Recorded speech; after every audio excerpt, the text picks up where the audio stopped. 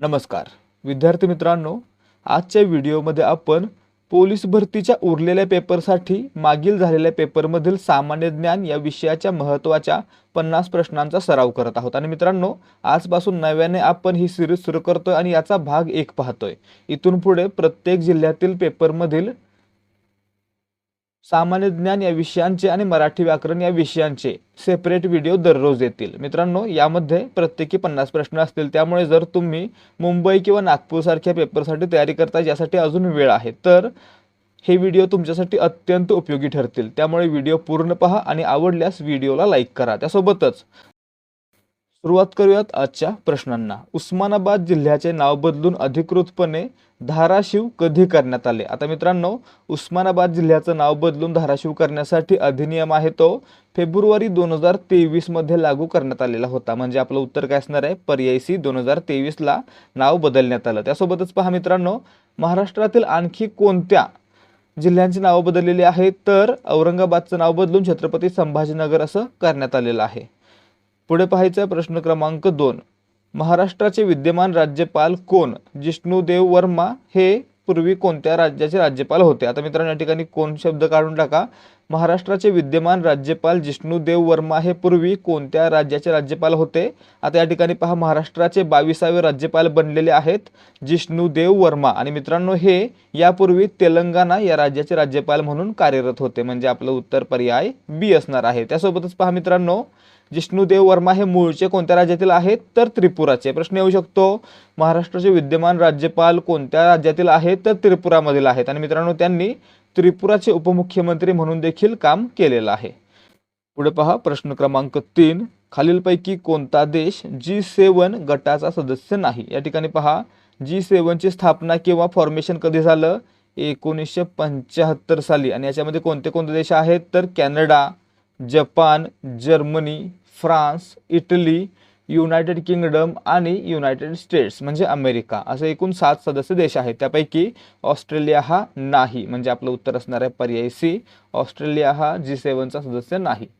पुढे पाहायचा प्रश्न क्रमांक 4, खालीलपैकी कोणता देश भूमध्य समुद्राला स्पर्श करत नाही? या ठिकाणी पाहायचं आहे लेबनॉन, तुर्की, इस्रायल हे जे देश आहेत ते भूमध्य समुद्राच्या काठावर आहेत। परंतु लक्षात ठेवायचं आहे, भूमध्य समुद्र आणि जॉर्डन यांच्यामध्ये आहे इस्रायल। म्हणजे या ठिकाणी जॉर्डन हा देश भूमध्य समुद्रासोबत सीमा बनवत नाही। म्हणजे आपलं उत्तर असणार आहे पर्याय ए, जॉर्डन हा पूर्णपणे काय आहे? जमिनीने वेढलेला देश आहे।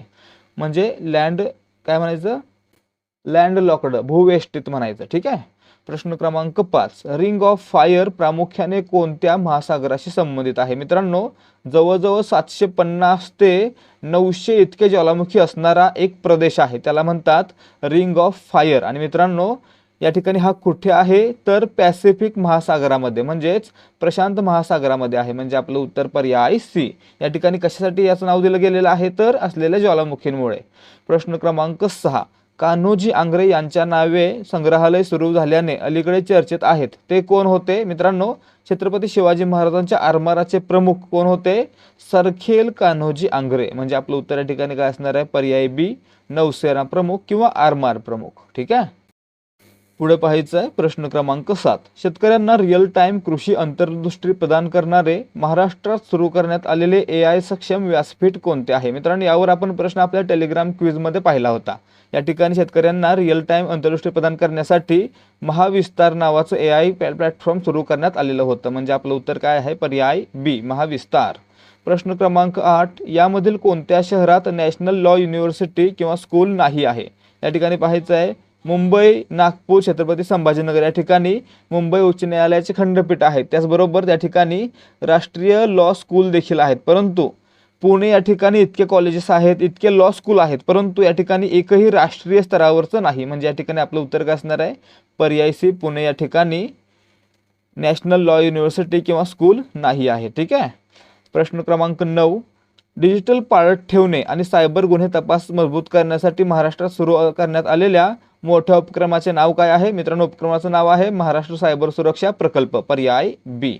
प्रश्न क्रमांक 10, कोणते गायक किंवा गायिका यांचे सन 2025-26 हे वर्ष जन्मशताब्दी वर्ष म्हणून साजरे केले जात आहे? मित्रांनो, या ठिकाणी पाहायचं आहे, माणिक वर्मा यांचा जन्म होता 1926 सालचा आणि मित्रांनो यावर्षी त्यांना एकूण 100 वर्ष पूर्ण होत आहेत, म्हणून या ठिकाणी त्यांचा हे जन्मशताब्दी वर्ष साजरं केलं जात आहे. म्हणजे आपलं उत्तर काय असणार आहे? पर्याय ए, माणिकवर्मा.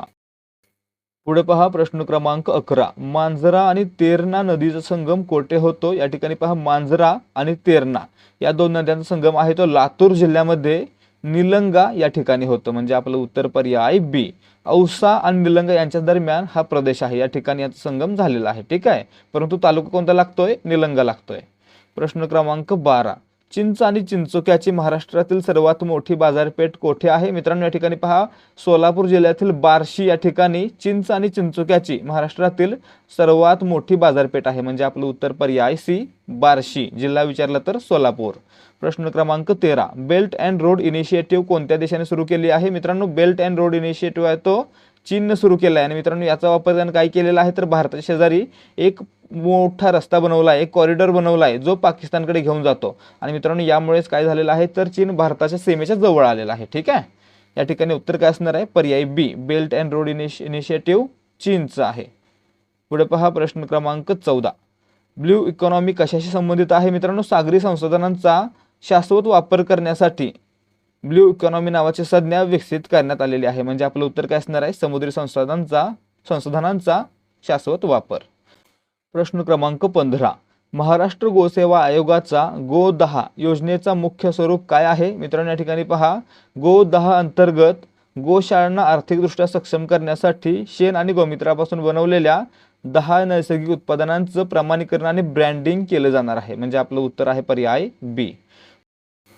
पुढे पहा प्रश्न क्रमांक 16. One nation one game one celebration हे कुठल्या खेळाशी संबंधित आहे? मित्रांनो हॉकीची 100 वर्षे साजरी करणे यासाठी आणि हॉकीचा प्रसार जनामनात करण्यासाठी भारत सरकारकडून one nation one game one celebration नावाचा उपक्रम सुरू करण्यात आला. म्हणजे आपलं उत्तर पर्याय बी, हॉकी. ठीक आहे. प्रश्न क्रमांक 17.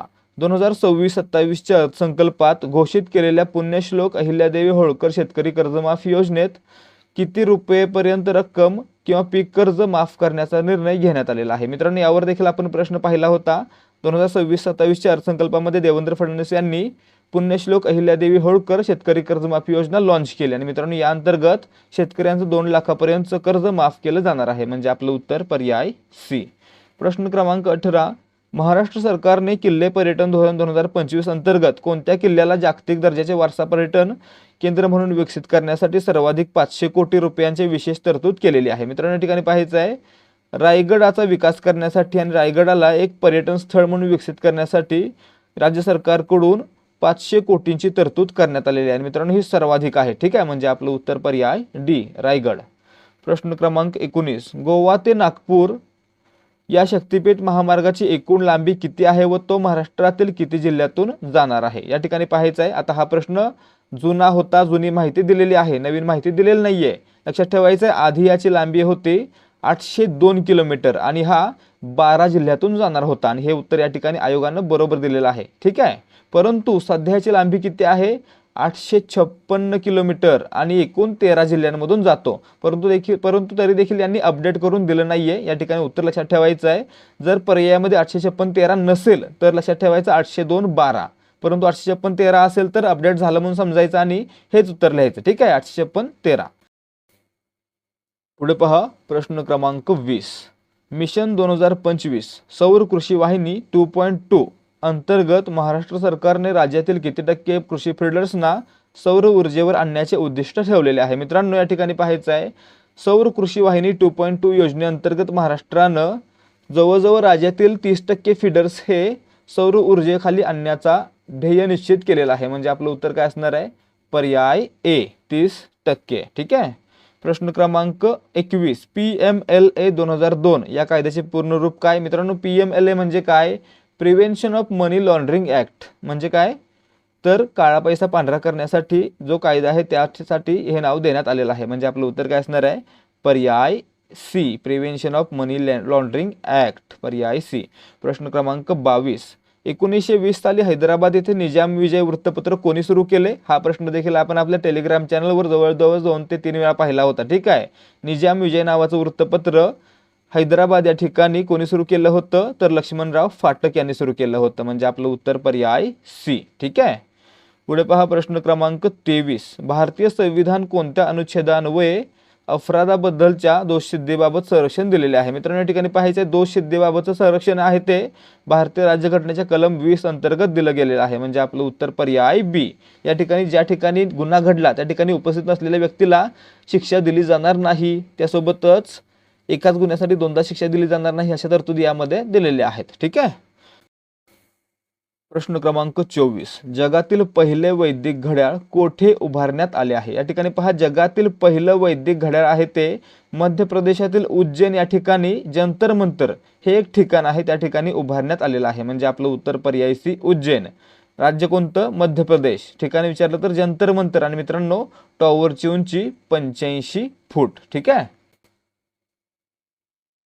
पुढे पहा प्रश्न क्रमांक 25. महाराष्ट्र ग्रामपंचायत अधिनियम कोणत्या वर्षाचा आहे? मित्रांनो महाराष्ट्रातील ग्रामपंचायतचा कार्यकाल आहे किंवा कामकाज आहे ते मुंबई ग्रामपंचायत अधिनियम 1958 नुसार चालतं. म्हणजे आपलं उत्तर काय असणार आहे? पर्याय बी 1958. नाव काय होतं? मुंबई ग्रामपंचायत अधिनियम 1958. पुढे त्याचं नाव बदलून महाराष्ट्र ग्रामपंचायत अधिनियम करण्यात आलेलं आहे. ठीक आहे. प्रश्न क्रमांक 26. 1 मे 1960 रोजी महाराष्ट्र राज्याची निर्मिती झाली किंवा स्थापना झाली तेव्हा राज्यात किती जिल्हे होते? मित्रांनो 1 मे 1960 ला महाराष्ट्रामध्ये 26 जिल्हे होते. किती? 26. म्हणजे आपलं उत्तर पर्याय ए. आणि त्यानंतर आता किती आहेत? 36 आहेत. त्यामुळे आपल्याला लक्षात काय ठेवायचं आहे? महत्त्वाचे जिल्हे, निर्मिती कधी झाली आणि कोणत्या जिल्ह्यामधून झाली हे देखील आपल्याला लक्षात ठेवायचं आहे. यासाठी आपलं टेलिग्राम चॅनल जॉईन करा, त्यावर देखील आपण प्रश्न पाहिलेले आहेत. प्रश्न क्रमांक 27. महाराष्ट्र पोलीस दिन कधी साजरा केला जातो? मित्रांनो दरवर्षी 2 जानेवारी या दिवस महाराष्ट्र पोलीस दिन किंवा महाराष्ट्र पोलीस रेझिंग डे म्हणून साजरा केला जातो. म्हणजे आपलं उत्तर पर्याय बी 2 जानेवारी. 21 सप्टेंबर काय आहे? पोलीस स्मृती दिवस. 1 मे महाराष्ट्र दिन. 15 ऑगस्ट स्वातंत्र्य दिन. प्रश्न क्रमांक 28. भारतीय राज्यघटनेतील कुठल्या कलमाला डॉक्टर बाबासाहेब आंबेडकर यांनी राज्यघटनेचा आत्मा म्हटलेला आहे? मित्रांनो या ठिकाणी पाहायचं आहे, राज्यघटनेचा आत्मा म्हटलं की कलम 32 असं कोण म्हणालं? डॉक्टर बाबासाहेब आंबेडकर. म्हणजे आपलं उत्तर या ठिकाणी पर्याय ए कलम 32 ला म्हटलं गेलं आहे. ठीक आहे.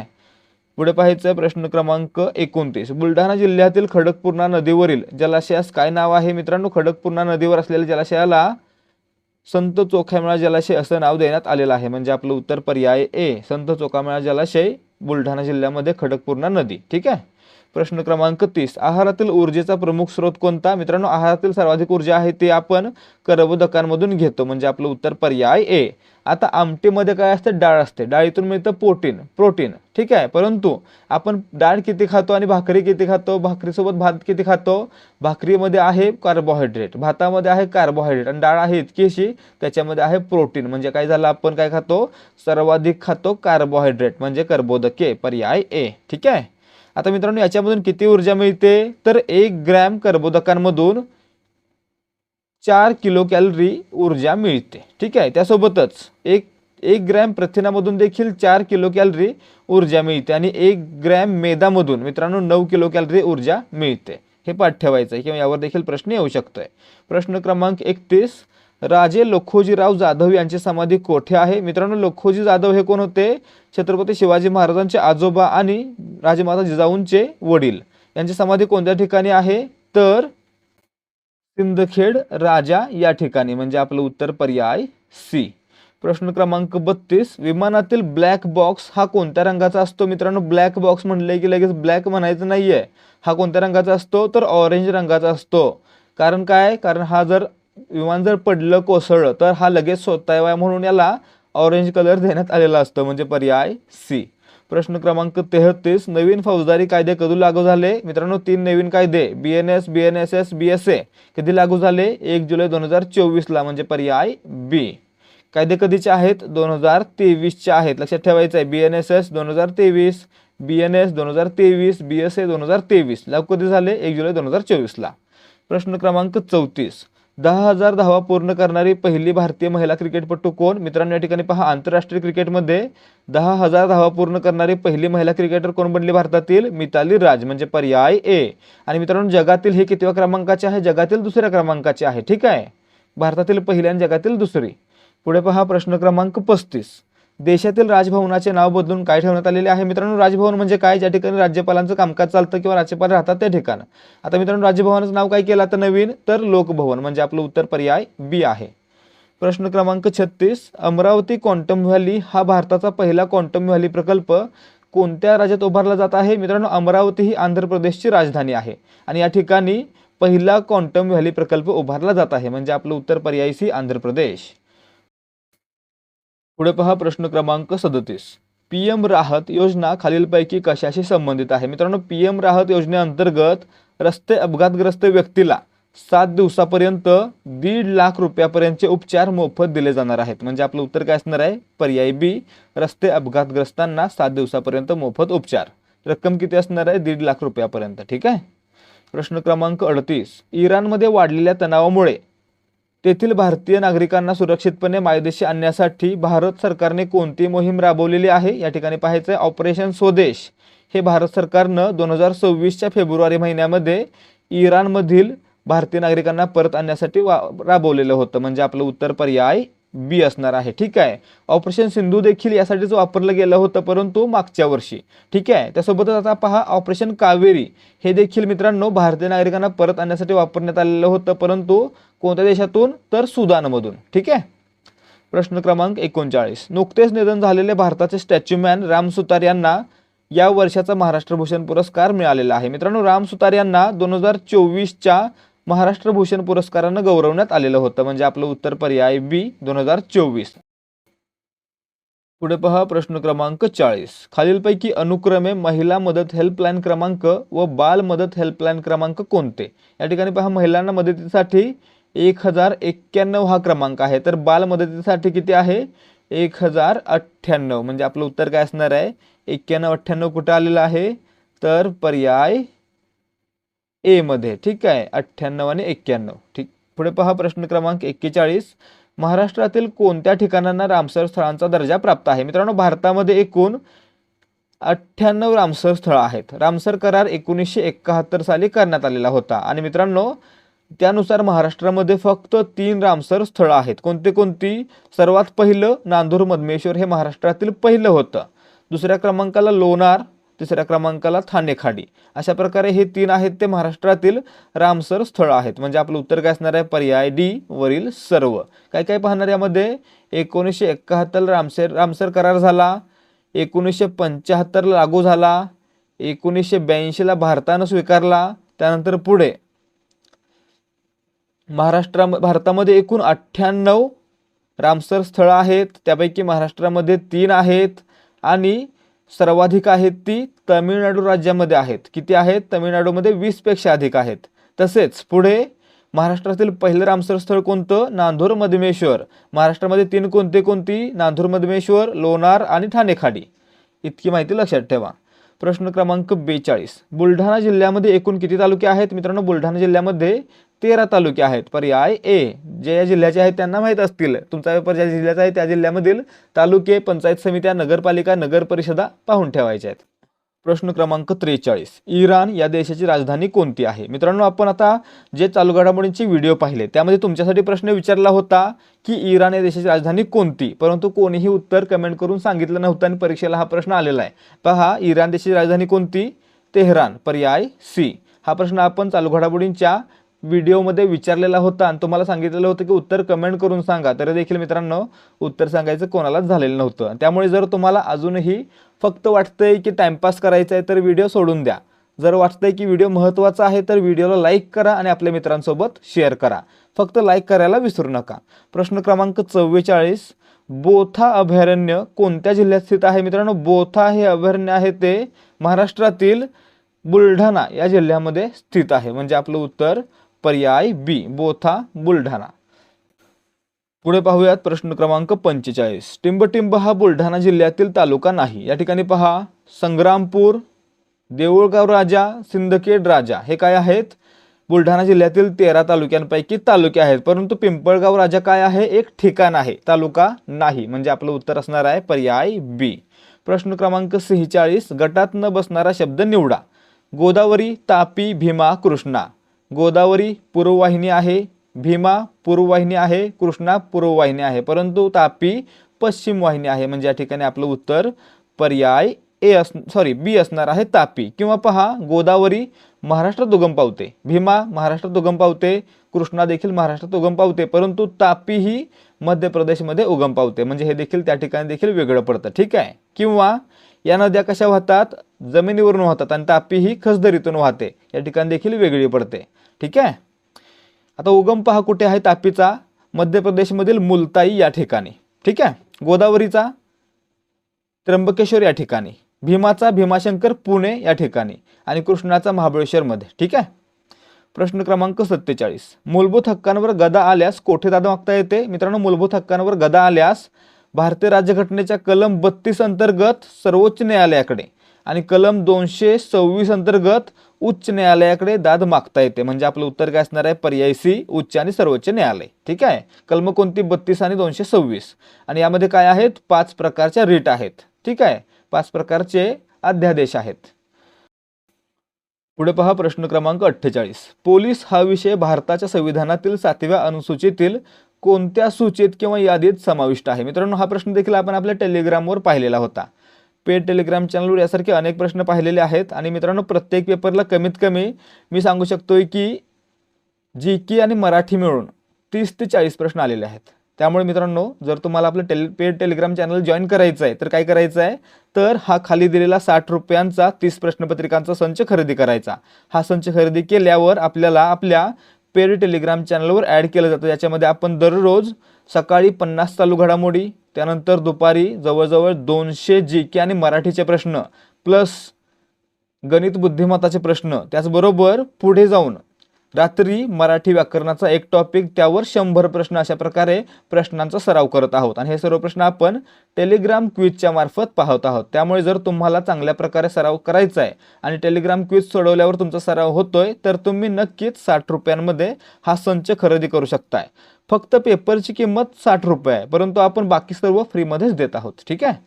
प्रश्न क्रमांक 49 पहा, पुढीलपैकी, आता प्रश्नाचं उत्तर राहिलं वर, या ठिकाणी पोलीस हा विषय कोणत्या सूचीमध्ये आहे, तर राज्य सूचीमध्ये आहे, पर्याय सी. पोलीस या विषयावर कायदे कोण करू शकतोय, राज्य करू शकतोय.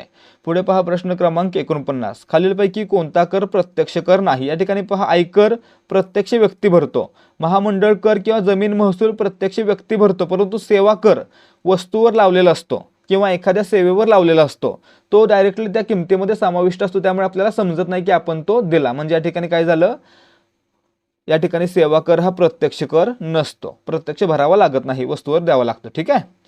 पुढे पहा प्रश्न क्रमांक 50, काम करण्याची इच्छा असणे, क्षमता असणे, परंतु काम उपलब्ध न होणे, या प्रकारची बेरोजगारी म्हणजे काय. मित्रांनो, ज्या ठिकाणी काम करण्याची इच्छा आहे, क्षमता पण आहे, परंतु कामच मिळत नाही, त्याला काय म्हणायचं, खुली बेरोजगारी, म्हणजे पर्याय डी. ठीक आहे. आता मित्रांनो, दुसरा प्रकार असतो प्रच्छन्न बेरोजगारी. याच्यामध्ये काय होतं, तर एक काम असं असतं ज्याच्यामध्ये एका व्यक्तीची गरज आहे, परंतु 4-5 व्यक्ती मिळून ते काम करतायत, अशा वेळी काय म्हणायचं, त्याला प्रच्छन्न बेरोजगारी म्हणायचं. ठीक आहे. म्हणजे एका कामामध्ये 4-5 लोक गुंतलेले असतात, ते त्या ठिकाणी त्यांची गरज देखील नसते. पुढे पाहायचं मित्रांनो, या ठिकाणी आजचे प्रश्न समाप्त होत आहेत. जर तुम्हाला आजच्या प्रश्नांची उत्तरं समजली असतील तर व्हिडिओला लाईक करा आणि यासारखी व्हिडिओ पाहण्यासाठी आपल्या चॅनलला सबस्क्राईब करा. भेटूयात पुढच्या भागामध्ये. जय हिंद, जय भारत आणि जय महाराष्ट्र.